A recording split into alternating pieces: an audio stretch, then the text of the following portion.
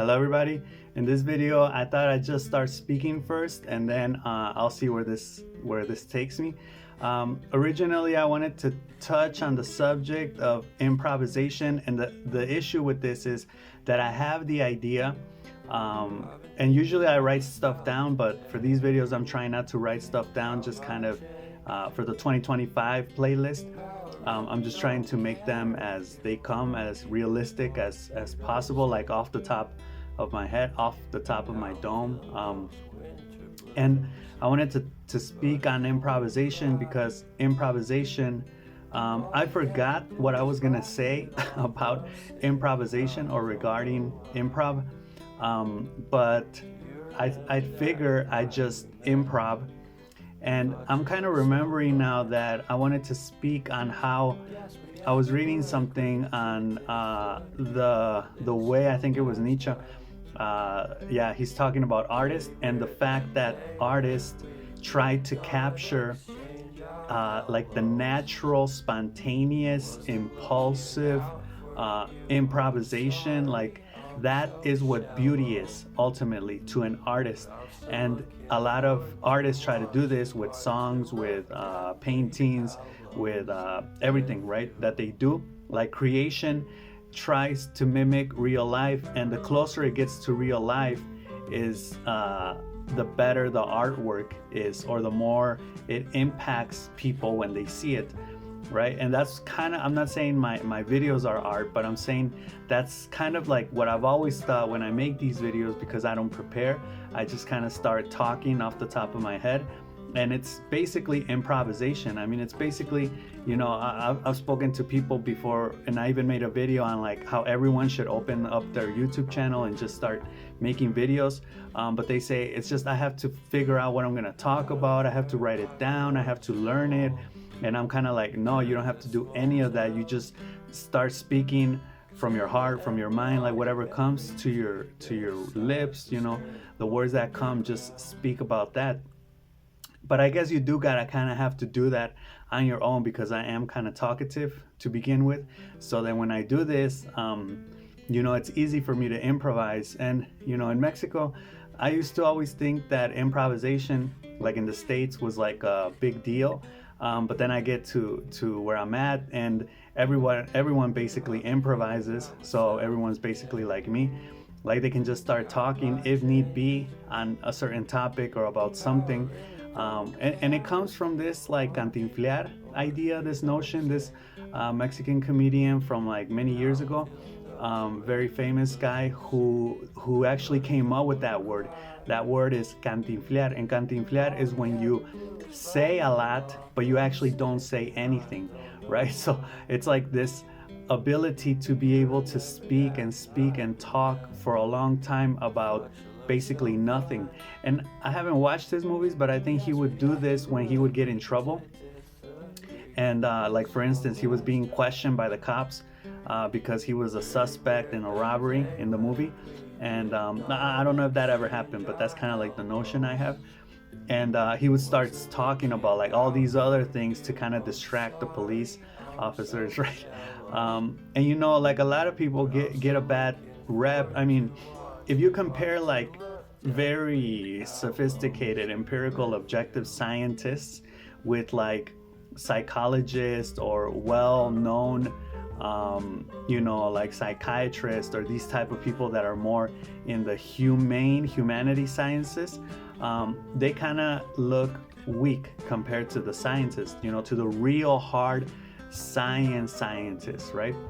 And then when you compare like these psychiatrists, psychologists, philosophers, you know, well-known, renowned philosophers, and I was gonna say something else, another profession, philosophers, psychologists, intellectuals, to these pseudo-intellectuals, right? Like right now there's the idea of, there are a lot of pseudo-intellectuals, like people that actually don't know, you know, but they're trying, or it's like a hobby, you know. And now we all have like a platform, which is social media. We all have, today I came across a new word with Andrew Bustamante's videos. They're very good. I hadn't seen him in a while, and I'm, you know, on my playlist, I'm coming across him again, and man, like it's just so refreshing to hear him again. But he said this word, and I investigated it, and I was very amused by it. It's soapbox, right? So soapbox are like these boxes that people back in the day used to stand on in public, so they would be able to talk to the people that were passing by, and they would talk about anything they wanted, right? About the government, politics, I don't know, businesses that are corrupt, whatever. But that soapbox is nowadays the platform in which we have a voice, which are like these social networks, right? Like anyone can just create an account and start uploading videos, right? Or upload or posting text or images or whatever you want, right? Um, yeah, I took a tangent there. See, I don't remember what I was talking about before. Oh yeah, well, anyway, improv. Um, so yeah, back to the Cantinflas idea and how people can just like say a lot. So these people look weak or bad compared to the real. You'll take like a pseudo intellectual or like a YouTube philosopher, an amateur, someone that maybe does it as a hobby or doesn't really take it that, or they just don't really know what they should know according to the experts, and they look weak and bad compared to like the real psychologists, right? But the real psychologists, philosophers, intellectuals, psychiatrists look weak and bad compared to the real scientists, right? And it's just like there are these like levels, this hierarchy, right? We're back to the hierarchy. Like I said in a rap song, hierarchical, it's etymological. Etymological means that it's the etymology is the study of words, right? So it's the origin. So it's origin, it's very deep rooted, that we're hierarchical, right? That we always want to have a leader, and then within our own group, there are people that are better than us, there are people that are worse than us, and we have to fit into a hierarchical category, right? That's essential. That's nature. That's human nature, right? That's our origin.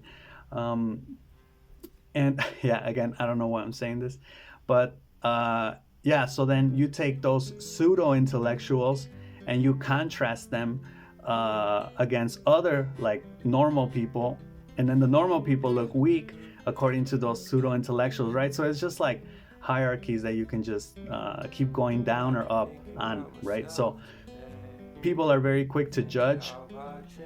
Like I was just recently watching a video from Omer El Mero Mero, and I guess he started having an episode in the concert.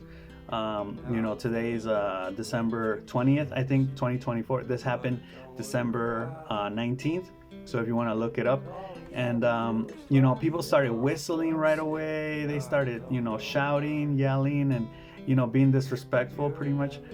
And I don't get why people do that. I don't get why people have this propensity to be mean, right? Especially when, well, I do know why, but it's a group thing, right? So people that are whistling or yelling or whatever, they're kind of hidden by the crowd, right? So you can't really point them out. I mean, if you were there alone and someone started having like a seizure or whatever, you wouldn't do it because then you would be spotted, right? But since there are so many, it's kind of like in a stadium when they start yelling shit, or you think you're protected by the crowd, right? Like the crowd's gonna protect you, right? But I found myself in those type of situations, and I don't act out, right? So I don't get why people do. I was also watching the first two episodes of Mr. Beast's new it's not a reality show, but his new show on Prime, and there are these moments where it's kind of interesting, like sociologically speaking, psychologically speaking, because he says like, okay, there are like 10 rows of people, and the last 3 rows that don't eliminate somebody are going to be eliminated. So, but in order for the row to stay alive, like one person needs to be eliminated, right? So everyone's trying to like get other people to be eliminated, and you just see, and he has different activities like this, but you just see how everyone starts going crazy, right? Everyone just starts yelling and everything, and it's kind of like, why are you doing that? Like there's no logical thing that you can do right now, or at least not that we know of, or that I know of, that you can actually, it's like if you really want your role to win, which is stupid because that's just a role at that time and that's it. It's not like your people or your team or whatever. If you really want your role to win, then just eliminate yourself, because that you also have to eliminate yourself. You can't eliminate other people. Like, you push your own button and then your group survives, your role survives, but you're out, right? So just the fact that people start yelling and getting crazy, like at soccer games, like when you play soccer, people will start yelling, right? And they get like, that's like beast mode, like they get irrational. I don't really understand that. And the other thing I wanted to talk about, I just want to kind of like say, to finish off the topic of improv, that like basically what I do here is improv, right? And we're all kind of we're doing improv when we're out and about, when we're talking to people, when we're like doing our own thing, right? That's basically improvisation that we're doing, because we're not really preparing. I mean, see, this is the thing about improv. You can prepare without preparing specifically for that, right? It's kind of like when people study, when students in school, they study math, science, history, all this stuff, right? And they're gonna be like, well, I don't even need to use math in real life. In real life, I have my boss telling me, there's this report due, but I need to talk to John about it before I can give it to my boss, And it's like, well, there you have it, like when you were in school, you studied these things so they can help you think, they give you the blueprint, which I've spoken on before, I know, but they give you that blueprint so then you can go out into the world and logically think about problems, right? So the same thing happens with improv. It's like you're acting all the time, right? Telling a story, this and that, whatever.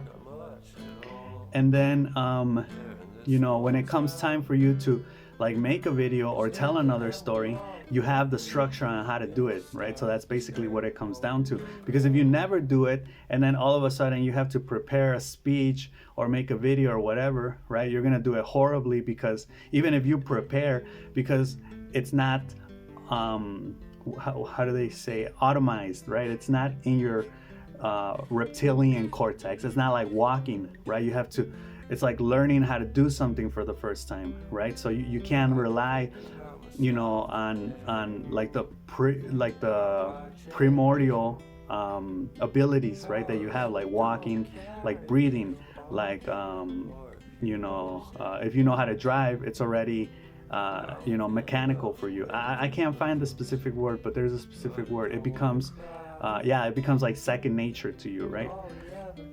Okay, anyway, so yeah, that's what I do here.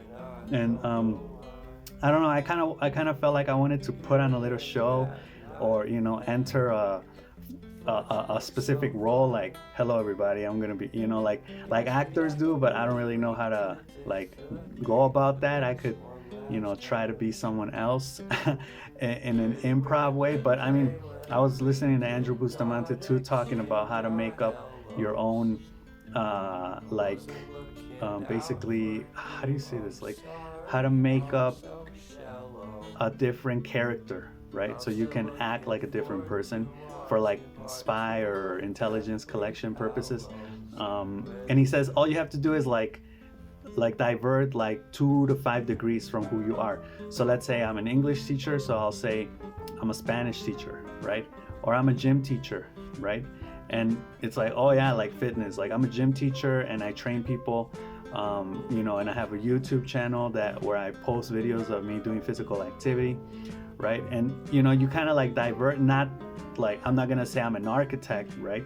But like you try to find an area that is close to the real one, so you don't drift off that far, right?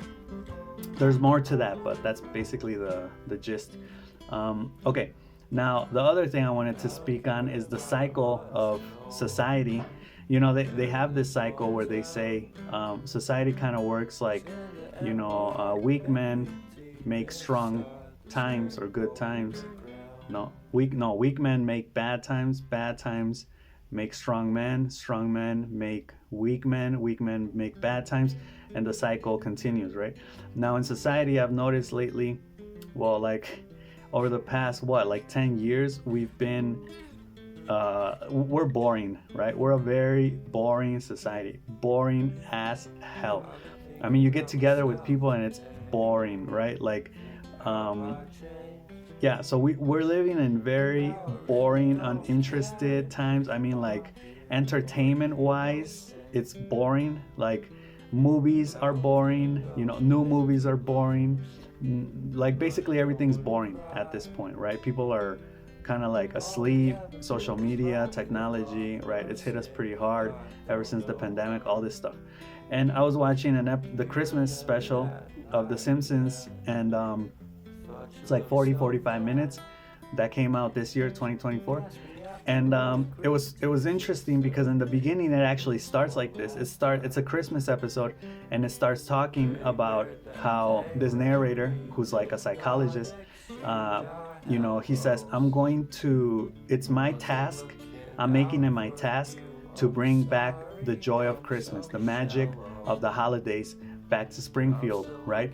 And you see Springfield as this sort of like, reality nowadays, like everyone going about their way, people shoving each other in the street on their phones, like, and even the way everything is presented, it's like bleak, it's kind of gray, dark, it's nasty looking, and everyone's just kind of having a bad day, even though it's the Christmas time of the year, right?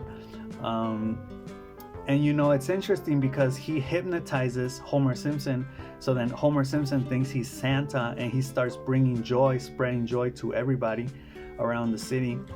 And like the magic of Christmas comes back, right? People are actually happy and excited, and they're having a good time, and they're loving Homer, right? And it just made me think about society as a whole, how like back in the 90s, early 2000s, like people were actually hyped up about things, like traditions were popping off, things were good, everyone was active socially, and so many things. And just the fact that, well, like in this episode, eventually things start to get dangerous because people become over reliant on Homer and Santa, and they're like, we want more magic, and then bad things start to happen. So that made me think. That's only like half of the episode, because then we get into Ned Flanders and his faith crisis. He actually stops believing in God, which is also interesting. But I want to focus on this part with Homer and the magic of Christmas and just the magic of society as a whole. So then things get dangerous, like I was saying.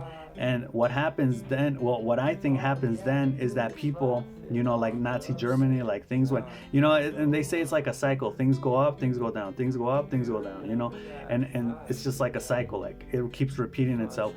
And eventually what happens is that people take note of that. They say, whoa, like now we're acting like animals, we're acting irrationally, there are a lot of problems. Let's step back and not do anything. Because if we do stuff as a society, as individuals, we're going to be in danger, right? These things happen, bad things happen, right? So let's, take a step back, take a breather, and chill, right? And again, people start living like that, and things start to get boring again, right? And then I think what eventually happens is that after so many years of living in boredom as a society, people just kind of start getting restless, and again we start having fun, right?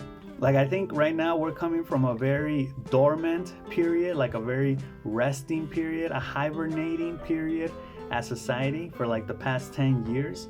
And I think maybe 2025 and on, things are gonna start to get fun and spunky again, right? So let's hope they do, because I'm bored as hell, and I know you are too.